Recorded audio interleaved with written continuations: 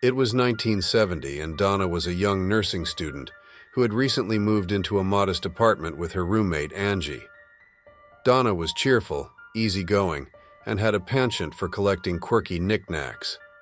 Her mother, aware of Donna's love for unique decor, found a large Raggedy Ann doll at a second-hand shop.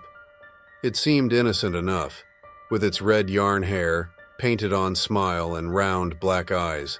The doll was a comforting reminder of childhood, a sweet gesture from mother to daughter. The moment Donna unwrapped the doll, she felt a strange chill, a feeling she dismissed as excitement. Placing it on her bed, she admired the doll's charm. Angie wasn't a doll person, but she thought it was cute, and they quickly welcomed it into their apartment.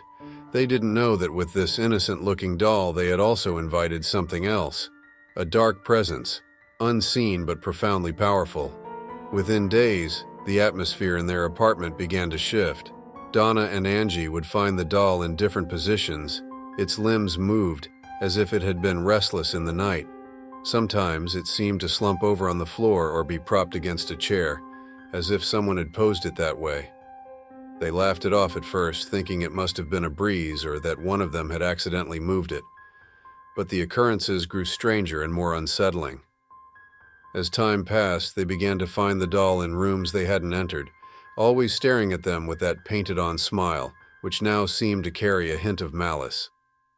Donna and Angie tried to rationalize the incidents, but their efforts to ignore the strange occurrences only seemed to intensify them. The doll began appearing in positions that defied explanation, as if it were deliberately trying to send a message. One day, as Donna entered her room, she saw a piece of parchment paper lying on her bed with words scrawled in childlike handwriting. "Help us." Startled, she showed Angie, who was equally confused. They had no parchment paper in their apartment, and they certainly didn't write notes to each other. They tried to shake off the unease, convincing themselves that maybe it was a prank, though neither of them had any reason to believe that someone else could have entered their apartment. A few days later, they found another note. This one read, "Help Lou." Lou was Angie's boyfriend, a frequent visitor to their apartment. He was skeptical of the doll and often joked about its creepy nature, brushing off Donna and Angie's growing discomfort. But after seeing the message with his own name on it, Lou was rattled. He'd never written the note, nor had Donna or Angie. With each new message, the fear in the apartment deepened. The notes, the moving doll, and the strange, oppressive feeling that had begun to settle around them were starting to feel like something more than a series of coincidences. The once welcoming apartment felt stifling, as if something sinister lurked in every shadow. Lou had always dismissed Donna and Angie's stories as mere paranoia, insisting the doll was nothing more than an old toy. But one night, he awoke from a deep sleep, paralyzed with fear. He felt a heavy, oppressive force pressing down on him, and in the dim light he saw Annabelle, sitting on the foot of his bed, her black eyes fixed on him. Unable to move or cry out, Lou watched in horror as the doll seemed to inch closer. He could feel his heart pounding as he struggled to break free from the invisible grip that held him down. Then, suddenly, he felt a searing pain across his chest, like claws tearing into his skin. When he finally managed to sit up, he saw long red scratches on his chest, 3 vertical, 3 horizontal. The wounds stung, but even stranger, they healed within days, as if the scratches had never been there. The incident shook Lou to his core, and he urged Donna and Angie to seek help. The 3 of them were no longer dealing with mere paranormal activity. It felt as though an unseen force was actively targeting them. Desperation drove Donna to contact a medium, hoping to find answers to the nightmare that had taken over her life. When the medium arrived, she examined the doll carefully, her face growing more serious as she studied it. She explained that the doll was inhabited by the spirit of a young girl named Annabelle Higgins, who had died under tragic circumstances near where Donna and Angie's apartment now stood. According to the medium, Annabelle had been lonely, and her spirit had latched onto the doll, seeking companionship with Donna. The medium explained that Annabelle saw Donna as a mother figure and only wanted to be loved. She believed that Annabelle's spirit was innocent, a lost soul looking for comfort. Donna, deeply empathetic, felt a pang of compassion for the spirit. She decided to keep the doll, convinced that all it needed was kindness. But Lou remained wary. He felt that the doll harbored something more sinister, an energy that seemed darker than what the medium had suggested. He warned Donna and Angie, urging them to reconsider, but Donna dismissed his concerns. She felt a responsibility to care for Annabelle, believing that the spirit meant no harm. Despite Donna's good intentions, the paranormal activity only escalated. The doll would appear in even stranger places, sometimes with its limbs positioned in grotesque postures. A shadow seemed to linger around it, and an inexplicable coldness filled the apartment.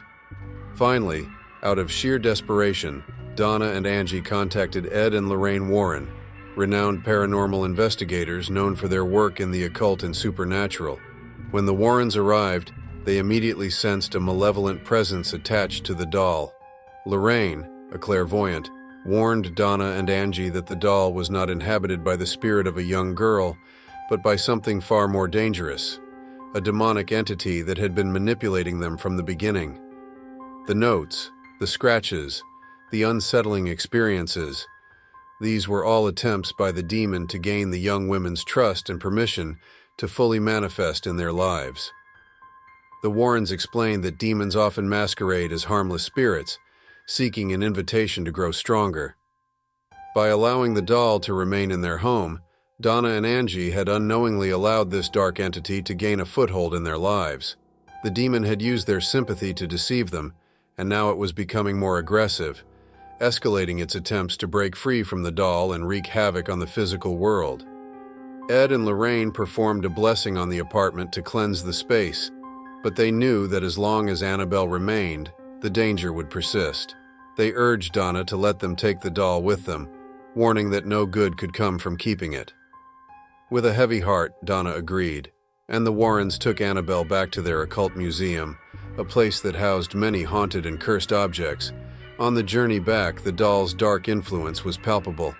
The car swerved violently, and the brakes failed multiple times, forcing Ed to sprinkle holy water on Annabelle, temporarily pacifying the malevolent force within. Once they reached the museum, Ed and Lorraine locked Annabelle in a specially designed glass case with a sign that read, "Warning, positively do not open."